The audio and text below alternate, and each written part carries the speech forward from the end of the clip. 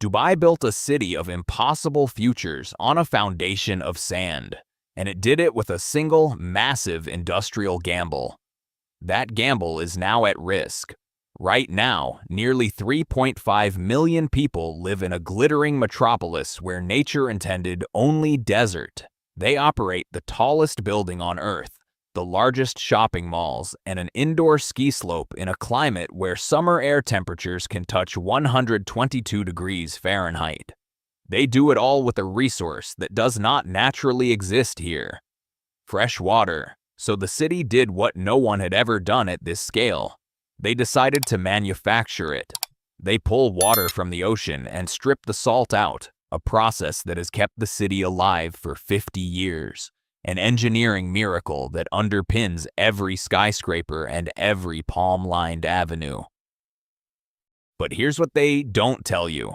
The process is creating a problem that the engineers never planned for. The ocean itself is changing. The very source of Dubai's survival is becoming its own worst enemy.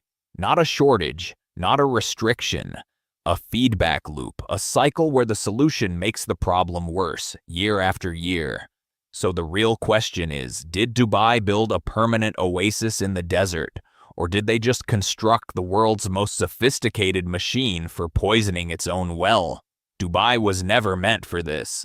The city perches on the edge of the Arabian Desert, a vast expanse of hyper-arid land that receives on average less than 4 inches of rain per year. There are no permanent rivers, no significant lakes. The groundwater that exists is ancient, brackish, and wholly insufficient for a settlement of any modern ambition. For centuries, this was a place of small fishing villages and pearl diving outposts. Life was dictated by the unforgiving rhythm of the sand and the sea. Modest, resilient, finite. Then they discovered oil. The discovery of the Fateh oil field in 1966 changed everything. The money that flowed in was not just wealth. It was fuel for ambition on a scale the world had never seen. The ruling family of Dubai didn't just want to build a port city. They wanted to build a global hub for finance, for tourism, for logistics. A city that would outlast the oil itself.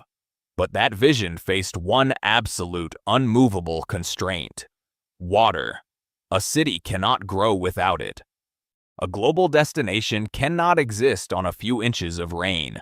The dream of Dubai, the glass towers and sprawling villas, was a hydrological impossibility. So planners turned to the only source of water that seemed infinite: the Persian Gulf. And they embraced a technology that was, at the time, still on the fringes of municipal infrastructure: desalination. The process of taking seawater and turning it into fresh, drinkable, usable water. It was an energy-intensive, monumentally expensive proposition. But in a place where oil was cheap and the future was everything, the cost didn't matter. Survival was the only metric. The city's first major desalination plant came online in the late 1970s. It was a statement of intent. A declaration that Dubai would not be constrained by its own geography. And as the city grew, so did its thirst. And so did the machines built to quench it. The growth was explosive. In 1975, the population of Dubai was just over 180,000. By the year 2000, it had passed 850,000. Today, it is more than 3.5 million, with an exponential influx of tourists and temporary workers every year. Every new resident, every hotel, every golf course, every fountain show in front of the Burj Khalifa added to a water demand that was spiraling into numbers that defied comprehension. Dubai now consumes approximately 550 million imperial gallons of desalinated water. Every day. That is nearly 2.5 billion liters. Put that into a scale that means something. It is enough water to fill an Olympic-sized swimming pool every 90 seconds. Around the clock, all year, more than 98% of all the city's municipal water is manufactured this way. And the heart of this colossal operation is one place, the Jebel Ali Power and Desalination Complex. It is the largest single-site desalination facility on the planet, a sprawling industrial city in its own right, humming with the sound of pumps, turbines, and the process of forcing nature to yield what it will not offer freely. Two primary technologies do the work. The older method, multi-stage flash distillation, is a brute force process. Seawater is heated under high pressure, then released into a lower pressure chamber where it instantly boils or flashes into steam, leaving the salt behind. The steam is then condensed back into pure water. It is effective, it is reliable. It is also staggeringly inefficient, consuming vast quantities of thermal energy, usually produced by burning natural gas. The newer, more dominant technology is seawater reverse osmosis, or SWRO.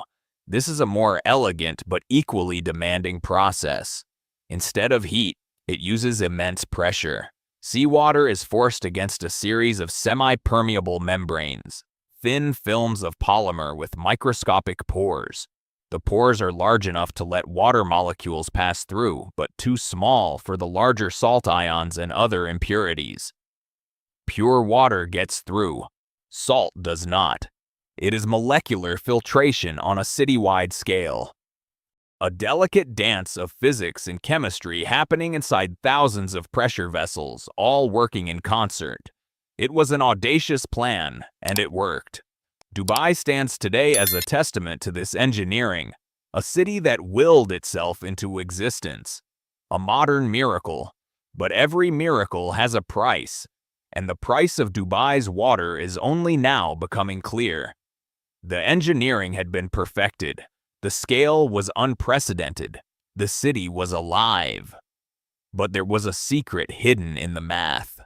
Something the initial designs had accounted for, but whose cumulative impact no one had truly modeled. For every liter of freshwater the plants produced, they generated something else. Brine. A super-concentrated sludge of salt, leftover treatment chemicals like chlorine and other minerals rejected by the process. And the question was, where does it all go? The answer was simple: back into the Persian Gulf. Every single day, the Jebel Ali complex and other facilities discharge millions of cubic meters of this hypersaline effluent back into the sea from which the source water was drawn. It seemed like a logical solution. An ocean is vast. It can absorb it. It was not a logical solution. It was a catastrophic miscalculation. The Persian Gulf is not a vast, open ocean. It is a shallow, semi-enclosed sea with a narrow connection to the wider Indian Ocean through the Strait of Hormuz. Its natural salinity is already higher than the global average because of high evaporation rates and low freshwater inflow. The water inside the Gulf has a long residence time. It does not flush out easily. So the brine discharged from Dubai and from dozens of other desalination plants across the Gulf states does not just dilute and disappear. It accumulates. Scientists have measured it. The salinity of the Persian Gulf is rising. The brine, being denser than normal seawater, sinks.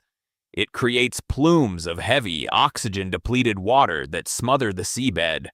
It kills seagrass meadows, which are critical nurseries for marine life. It stresses coral reefs, pushing them past their tolerance for salt and temperature. It is creating, in localized areas, underwater dead zones.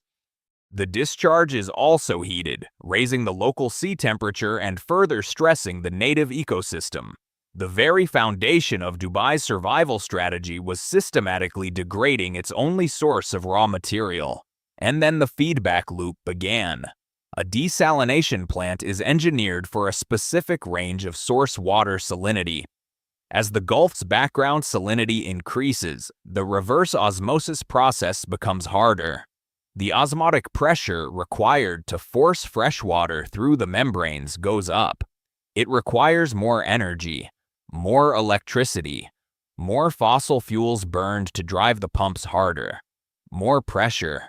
And what happens when you use more energy to desalinate saltier water? You produce a brine that is even more concentrated, even saltier, which, when discharged, raises the Gulf's salinity even further. It is a perfect, vicious circle, a self-accelerating cycle of environmental degradation and rising industrial cost.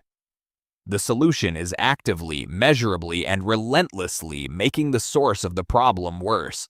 The crisis was no longer theoretical. It was arriving on schedule, written in the chemical composition of the seawater itself. Water managers in Dubai are not ignorant of this reality. They are acutely aware that their primary life support system is operating on a self-sabotaging principle. The response has been a new wave of engineering, an attempt to out-innovate the problem they created. Newer reverse osmosis plants are being built with advanced energy recovery devices, capturing the pressure from the brine outflow to help pressurize the incoming seawater, cutting electricity consumption by as much as 40%. It is a remarkable improvement in efficiency, but it doesn't change the fundamental output. Brine still flows back into the Gulf. The city is also a pioneer in solar power. The Mohammed bin Rashid Al Maktoum Solar Park, a colossal project deep in the desert, is intended to eventually power a significant portion of the city's needs, including desalination. A pilot program for a solar-powered reverse osmosis plant is operational. The vision is compelling, an entire water system run on clean energy. But the scale is the challenge. The current solar capacity is a fraction of what is needed to power the entire Jebel Ali complex. And while it solves the carbon emissions part of the problem, it does nothing to stop the discharge of brine. The cycle of rising salinity continues even if the sun is powering it. So, the real question becomes more pointed.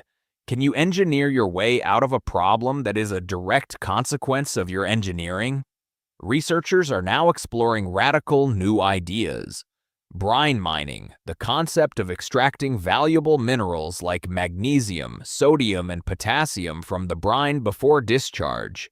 In theory, this could turn a toxic waste product into a valuable resource stream. They call it a zero-liquid discharge system, a closed loop. But the technology is nascent. It is expensive.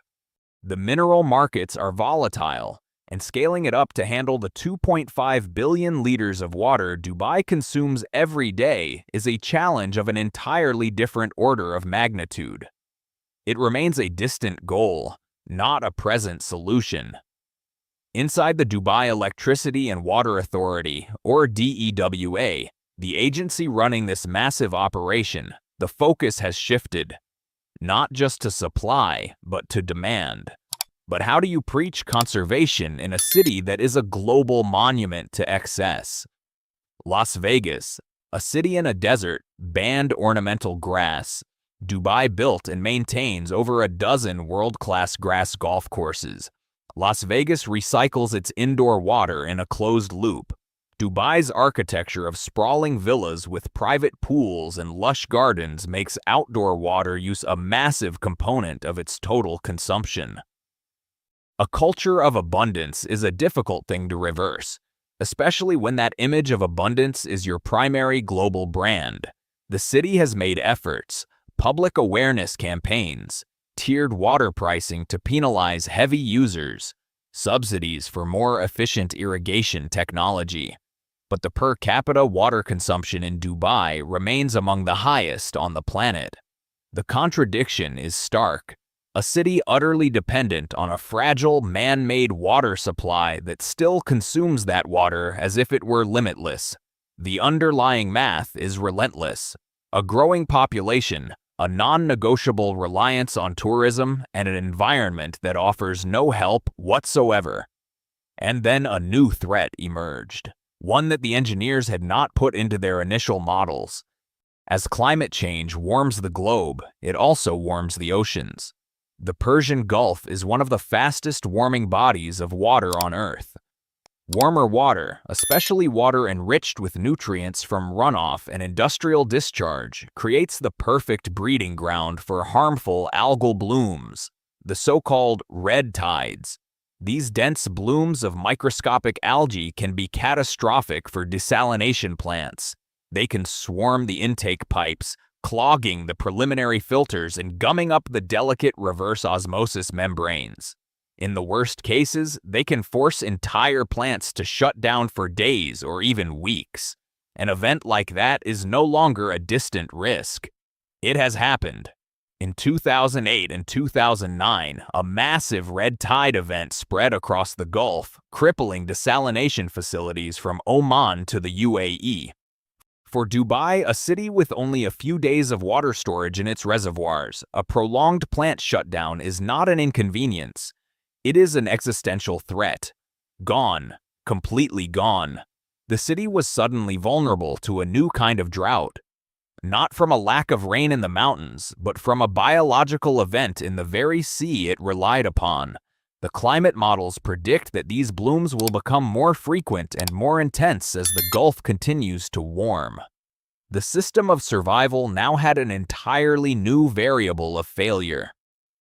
The engineers built for salinity. They built for capacity. They did not build for a sea that could suddenly turn toxic and clog the arteries of the entire system. The cost of this constant battle is staggering. While the specific finances of the Jebel Ali complex are not fully public, the investment in desalination infrastructure across the Gulf region runs into the hundreds of billions of dollars, and the operational costs, primarily for energy, are a constant drain. It is a tax on existence, paid for by the state's hydrocarbon wealth. Every drop of water that comes from a tap in a Dubai apartment has been produced, manufactured, and delivered at an immense financial and environmental cost. A cost that is rising. The brine problem gets worse. The energy demand increases. The threat of algal blooms grows. The city is locked in an arms race against the consequences of its own primary solution. It is a paradox of modern survival. Dubai needed water to escape the desert. It turned to the sea. Now, to save the sea, it must escape the very technology that allows it to exist. Paleoclimate data from the region paints an even more unsettling picture. Geological records show that over millennia, the climate of the Arabian Peninsula has shifted dramatically. Periods of relative moisture have been followed by deep, prolonged periods of extreme aridity, far more severe than what is experienced today. The current model of human settlement in the region is built on the assumption of a relatively stable climate, augmented by technology. That assumption is now being tested. The stability is gone. What if the brine accumulation reaches a tipping point? A point where the energy cost to desalinate becomes economically prohibitive, or the ecological damage becomes irreversible? Can a city of 3.5 million people pivot its entire life support system? The conversations are no longer about just building more plants. They are about a fundamental rethinking of the future. Massive underground aquifer storage projects are underway, an attempt to build a strategic reserve of desalinated water that could last 90 days or more, a buffer against a plant shutdown or other unforeseen crisis. It is a strategy of resilience, but also an admission of deep vulnerability. The city that projected an image of invincible modernity is now frantically building a safety net, buying time. Dubai is not a failure, not yet. It is a marvel, an exercise in pure will. The city proved that with enough capital and engineering prowess, you can defy geography. You can build a global metropolis on sand, powered by water manufactured from the sea. The desalination plants are real. The water is real. The city stands as a glimmering testament to that fact. That is not nothing. That is remarkable, but Dubai is also a warning. It is the canary in the coal mine for a world that is increasingly turning to the ocean for its water. California, Israel, Saudi Arabia, India, China, all are investing heavily in desalination. They are all watching Dubai. They are watching to see if the engineering can outrun the ecological blowback. They are watching to see if the brine feedback loop has a solution.